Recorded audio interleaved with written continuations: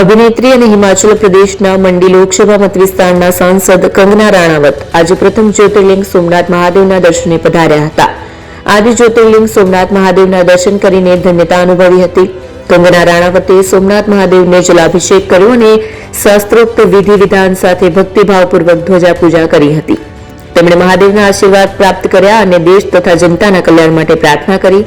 Kangana રાણાવતે Somnath trust દ્વારા ચાલી રહેલા વસ્ત્ર પ્રસાદ પ્રકલ્પની વિગતો જાણીને ખૂબ પ્રસન્નતા વ્યક્ત કરી હતી. આ પ્રકલ્પ હેઠળ માતા પાર્વતીને અર્પણ કરવામાં આવેલી સાડીઓ ટ્રસ્ટની અધિકારિક વેબસાઇટ somnath.org મારફતે દેશભરના ભક્તો માટે ઉપલબ્ધ કરાવવામાં આવે છે. આ ઉપરાંત અત્યાર સુધીમાં આમાંથી 21,000 વસ્ત્રો પ્રસાદ સ્વરૂપે જરૂરિયાતમંદોને વિતરણ કરવામાં આવ્યા છે.